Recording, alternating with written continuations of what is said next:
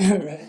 And I knew we didn't have the time to do that, so that had to end there. But he continued to have an interest in art and in art exhibits and so on. So that's that little. About how old was he then? Not more than 4, between 3.5 and 4, because John Mark was in kindergarten at the time. So John would have been 5, so he wasn't more than 4 then. no, at the very most. Yeah. And so. And so let's see, I'm just trying to get the timeline. So when did you move back to Blair from Northfield? Well, we were still at the old parsonage when all this was happening. And then after Anne was born, the December after Anne was born, we moved into a new parsonage in Northfield. And then he struck up an acquaintance. Well, before that, when we were still on Plum Street, what was the Swedine boy? Darrell Swedine and John Mark and your dad. One day when Mrs. Swedine was gone, they painted a porch with some yellow paint. I see. Your porch? Or no, the Swedine porch. Okay. On their own, not told to do so? No, they were creative. Right. And so then later on, when we moved over to the new parsonage on the east side of town, and the Swedines also moved over on the east side. And when Tom he was older at that time, what Tom was, 7 or 8, when he went to play with Darrell Swedine too, and he came back one day with a wheelbarrow full of kittens. A wheelbarrow full of kittens, eh? And of course he wanted to keep all of them. Right. But we said he could keep 2 of them just overnight. But it turned out, and they took the rest back. Right. But it turned out that we did keep the 2 kittens, and it was fun to see them running after the children, and they were like 2 little puppies. They were Tiger and Princess. Okay, right. I've heard a lot about Princess. I remember my dad talking quite a bit about it. Because Tiger was a male kitten, and when he reached adolescence, he went off on his own ventures, and he left us. Okay. But Princess remained with us and moved down to Blair here with us also. He always talks about my cat Olive as looking like Princess and reminding him of Princess. And then it was the first year after we moved into the new parsonage that Uncle David was born. Okay. And when we knew we were going to have another child, and Tom knew that he was going to have a baby brother or sister, then he and John Mark decided that if it was a boy, they would name him Lafayette. If it was a girl, Martha Washington. I see. So we know what they were interested in at the time. Were definitely interested in history. Right. Yeah. And, but instead it turned out to be David Walter. Right. Or Martha Washington. And over on the east side of town too, then these cats followed them all over. We lived just on the edge of town, and we were neighbors to Ramses, who had the farm. Okay. And Ramses had a retarded son who was about 19 years old, would you say? I suppose. And he really played with your dad and John Mark, and probably led them into all kinds of interesting things that we didn't know about either. But anyway, they had a good time growing up there. With George. Another time, other friends, the George Olsons, moved over to the east side of town too, where the new church was, and they had 2 boys near the same age as your dad and John Mark. And so the four of them would go out, and one spring they went hiking out over the fields to the south. slough, yeah. And they came back, Tom and Greg, the two younger ones. I think the other two went around probably. But they've all had mud all Yeah, over they them coming through the slough. Right. And Mrs. Olson gave her boys a spanking. Well, I think they were grounded for a period too. But Grandma Couldn't help but laugh. couldn't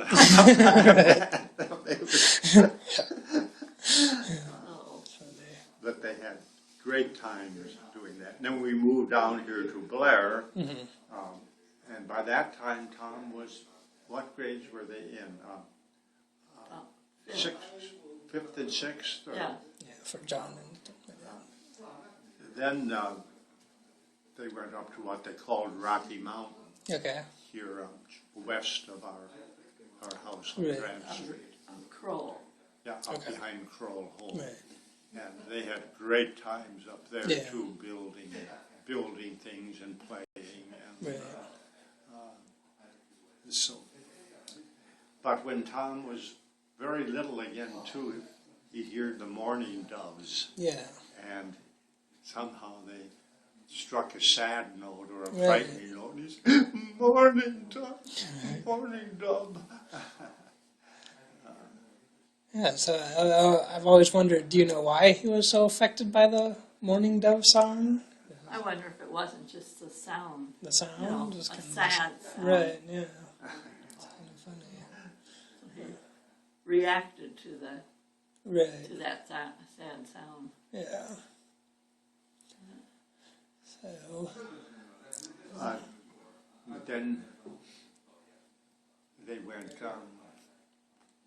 did Tom go to West School? Tom, John Mark did, but I can't say for sure. I think Tom went over to South School too. I think so too. They both went to South School because we first lived in a house down by the courthouse, okay. just as school was starting. And and then rather than pull them out of that school, Right, they continued on. right. And then I suppose as they moved into junior high and high school, Tom, more than any other of our children, as I recall it, or maybe he was just more open about it, wanted to go to the very edge. Okay. Right. Of appropriate behavior? Yeah, I mean, anything. That's going to be my next question. Stay within the law, maybe, but always just on the edge of that. That's going to be my next question: is when did his rebellious streak begin? And that probably was a part of his whole political, social, cultural nature. I mean, he always tended to back those who Right. were crusading for something, and the crusade was not always popular, Right. even though ultimately it prevailed, and Right. it was for the benefit of people. But Yeah. he was, but he also then probably drank and smoked and Right. stuff when he knew he shouldn't, but he did it, and probably more than Any of the others. others, at least that we were aware of. Right. Either he was more open about it, or Right. he did it more. Right. When did he start growing his hair long? Do you remember that? Because I know that. Isn't that crazy? Well, I wonder if it wasn't when the Beatles came. Right. Yeah, that's kind of And what I that's was when John Mark started growing his longer, and so, and that was at a time when I remember I was cutting John Mark's hair, sent him off to school. He was sent back. I cut some more, sent him off. He was sent back. Right. And it wasn't all that long. Right. And it didn't take too long before some of those principals and so on were wearing Longer Longer hair. hair. Right. Yeah. But I think your dad, off and on, he knew I didn't like, I hated long hair. Right. And I think he kind of, this was one way that he could Right. And then upset his mother. Right. And then what made it worse was his hair was more like mine, and it Bushy. And, bushy and so Right. on. John's would hang more straight and stringy, but Right. your dad's was Right. bushy.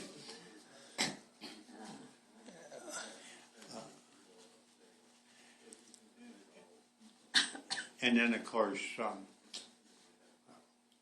always working on the edge, kind of, let him, I suppose, he will probably do it anyway, but he became active in politics Right. and then in the more liberal democratic Right. issues along the line. And again, he became the most actively engaged in terms of becoming county chairman and Right. that kind of thing, and on into the state organization, Right. and he had a lot of contacts and became quite influential, I would say. Right. Well, we even had various ones at our place, But we had, thanks to, in part thanks to Tom. and some also before Mrs. that. Part of that may be in what got him interested too, because I mean, we were Democrat and we did back, and often they needed some place to have somebody to host Right. like coffee or something, and for the Democrat, and we would do that. So Tom met many senators and Sarinsky and who else? of Nebraska politics Right. through that. And then later on, because Tom was chairman, we hosted Right, things yeah. also. Right. Was his political stuff, did that kind of begin in high school, or was that more in college, or do you know, or was it kind of I gradual? I think it started in high school. Yeah, I, okay. that's what would Right. be my I impression. mean, I guess too. that would have been the late 60s and Vietnam and everything. Yeah, and of course, during the election of '68, when Gene McCarthy was running in protest against the Vietnam War and Right. so on, then I chaired the McCarthy thing here in Blair, and we had an office downtown, down by the bakery, and both Tom and John came down there and worked in already at that time. So they were involved on that. And I can't remember for sure, but I mean, because they may have been in school, but when we'd have rallies at different places, Right. some of the time I think they went with me also to those kinds of things. So They were exposed to politics. yeah. Right. And then jumped in, or at least my dad seemed to have jumped in pretty significantly. Well, I think actually it was in a different way, John Mark.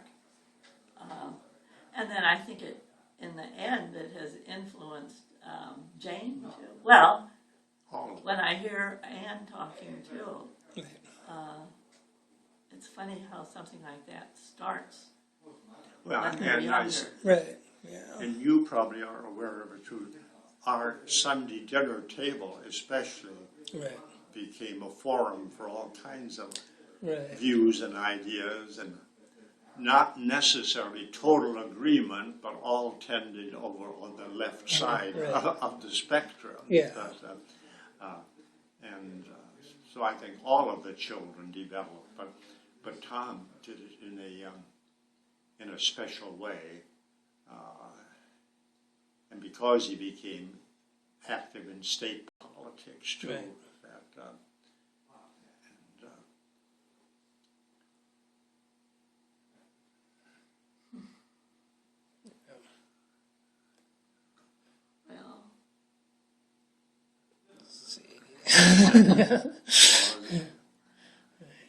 Tom was the little boy, though, that one time in church up at Northfield in the old church, it was just just Jane and Tom and John Mark.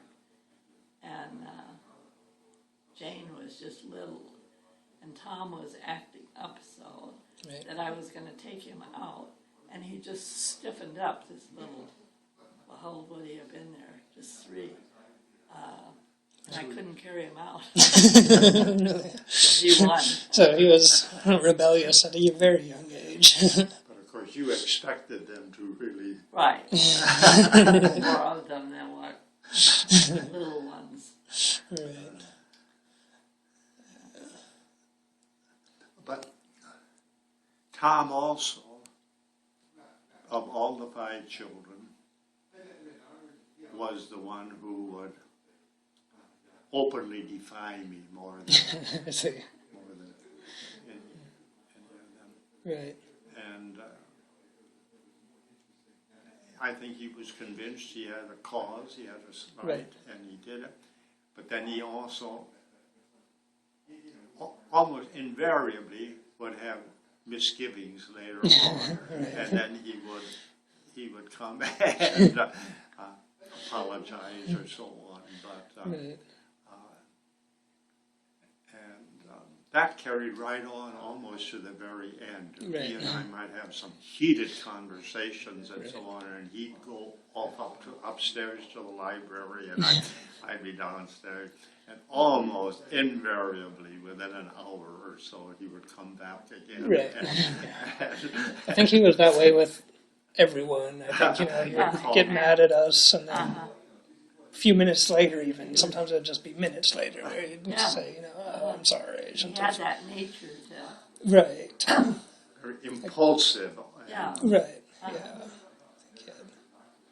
Kind of an impulsive, emotional response. Right. Usually get upset, but then make it clear later that he was, that he was sorry. And he wouldn't always say he was sorry, but he would try and smooth things over, I think. So.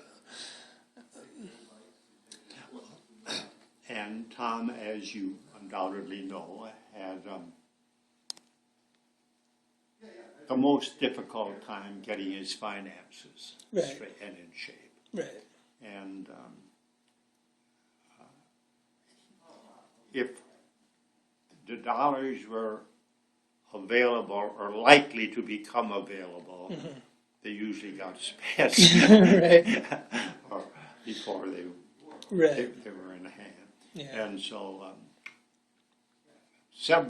many times, I shouldn't say several, but actually many times, he turned to us and we bailed him out, and he repaid many of it, and many of it was left on the base as well. You probably are never going to pay it back, but if we leave inheritance to the family, we'll just cut yours to back to that extent. Yeah. But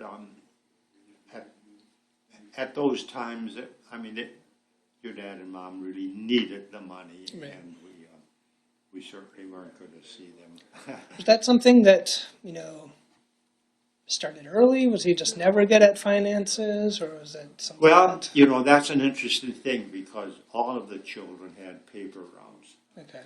And Tom had the hardest time of any of them collecting. But it was partly because he didn't know how to, when he'd go in to collect, then the person in the store or wherever it was, and they would start teasing him. Okay. And he didn't know how to handle it. So he hated to collect. He hated collecting. Yeah, I remember even like banks would call and various financial things. He would usually have my mom talk to them to sort things out, which you would think that he would be as animated as he would get sometimes. You think he would be the one to call and talk to the financial people, but he would usually leave that up to them. But I think it started when he had the paper route. So I think because he, in spite of his bravado, he was shy. very, very shy and sensitive. But on the other hand, he managed learned to manage the money, the library budget and so on at Dana. He managed all that very well. Yeah. And I think in later years, the personal finances were managed Right, I think so too. much better too. I mean, would part of it, I mean, I know my mom's back injury and, you know, my Well, dad's drinking, those things, I mean. They had, Yeah, and I suppose your mother too had lived a little differently before they were married too. Right, And, yeah. did things too that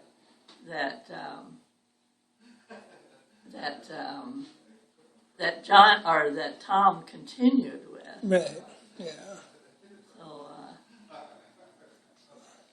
and those early years too, and even when you were a child, and you went down to the bars sometimes. Sometimes, yeah. Earlier it was more than what he probably should have. Later on it just became a good social Right, outlet for him, but earlier it had was a bit more of a problem. yeah. And he was groping and hunting for something, I think. Right, And part of this may even have been, we speculate, a vocational, professional thing. He didn't go on into teaching. He could have been a good teacher, Right. but he had problem it with was statistics, just like they said about you with your math when you got your honorary degree. no, but it was more with the Matthews. and Weckmiller wanted him to continue on, but Tom didn't want to get involved. That's why he had done practice teaching, and he had Matthew's daughter in his class, and he had offended Professor Matthews in some ways and so on. And so not being in the academic, I think, bothered him in some ways. Maybe he thought, we didn't think that he was as advantageously employed or whatever.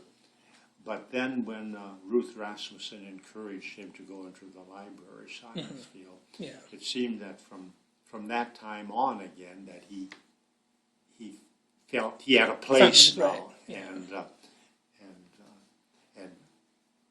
he functioned very well there and had the respect of many, many people. In fact, Dr. Stone just said the other day in the archive, he said, I could go to the library and Tom could introduce me to films of weirdest, strangest film, but they were good, they were well done, and he was acquainted with them and everything, and he had that wide awareness of things. right.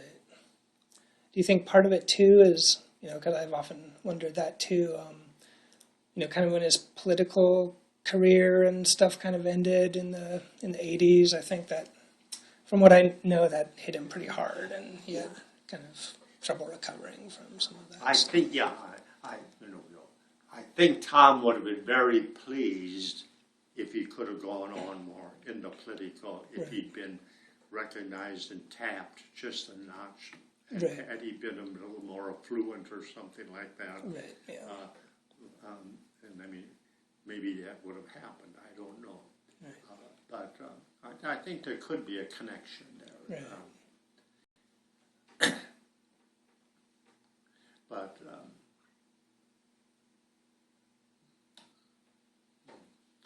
it's, we felt he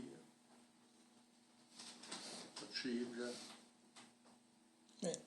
And it would be interesting to hear what Tom would have to say. Right, yeah, exactly. Yeah, we don't know. Yeah, right. It's one of those things that, But it wouldn't be strange from this family if not having continued in teaching, if he had some misgivings and thinking that that was the most important, or that we thought it was the most I mean, my impression is that he never really wanted or really felt badly about not going into teaching. I think it was more politics. Just knowing that, I think he would have preferred to be engaged in politics more than in academia. But, you know, I could be And wrong. of course, I think you know that of the morning that your dad died, the doctor came in and said they could do surgery and he would live, that they could have him live for a few years or whatever, but that he wouldn't be, his mental processes wouldn't be there and his speech probably would be gone. And I think your mom instantly made the decision, and we certainly backed her up. That wouldn't be your dad. If he couldn't think, if he couldn't talk, that wouldn't be Tom. And in fact, I think your mom said something to the effect, he'd never forgive me if I put him in that condition. So hard as it was, it became easier from the standpoint of that was the medical assessment. Yeah, I think that, I mean, he had always made it clear when that that lady who was in that brain dead state that the politicians got all involved in and stuff. I mean, he made it clear then and several times that he never wanted to be in that situation. That I guess maybe changing the subject a bit. Did you notice any changes or anything when Sonia and I were born? Or he was so proud of you, both of you. These were his children. I want to back up too, though, because I do think the year he had in Oxford was very, very good for him. He it gave him some solid kinds of, and he was treated in a different way than a high school student was in Blair. And so both he and John had kinds of experiences out of it. I think he had a little bit of a problem coming back, and even I had taken the boys over to Europe before that, and he was so proud of having been to Europe that sometimes it made him a little boastful and, and almost cocky over against some of his colleagues. But by the other side of it, I think it really enriched his life because he had that interest in art and culture, and he had opportunity there to be with others who had it and expand it. It's also, I was interested, and I really didn't know how it would turn out, because Tom was the only one of the three boys, to my knowledge, that actually gave serious consideration of going into the seminary, into the ministry. And he didn't. And he was an interesting bundle. In some ways, he would seem to be almost the least religious, and yet he remained profoundly concerned with the theological, religious issues, probably more from an intellectual aspect than from the traditional emotional aspect. But I really didn't know for a period there whether he would opt to go into the ministry or not. He also wanted to go to Macalester College, and we disappointed him a great deal there. If you went to Dana, he had his way paid and could live at home, and we just didn't feel we had the finances to encourage him. But that, I think, going to Macalester would have promoted his political interest and career, because that was the college that Humphrey. Yeah, that Humphrey had taught at too. I think went and taught at, and but I'm glad what do you want to do? Yeah, well, thanks. Okay.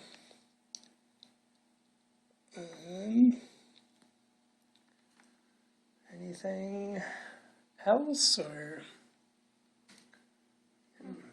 Well, and of course we had, and I met, your dad loved Christmas.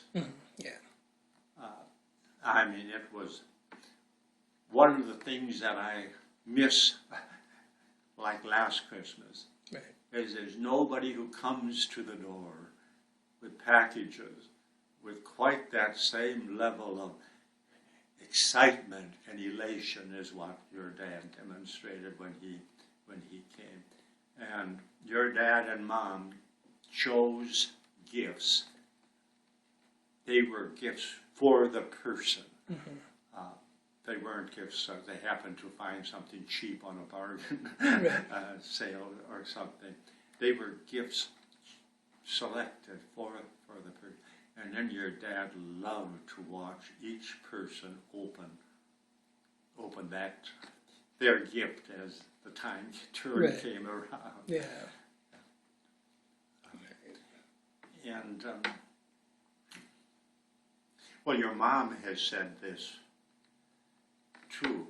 I mean, your dad was deeply emotional, and I don't know if he would.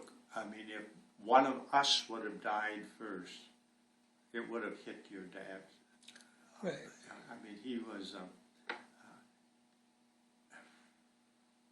when either one of us had something, and Grandma especially, your mom would say he just almost broke up. So in many ways, he was the most out there, Right. but in another way, he was so Right. very, very attached. I think he had a vulnerability, a very soft side that didn't show, or he didn't like to show, or his hard shell. Okay. I think we'll stop this interview.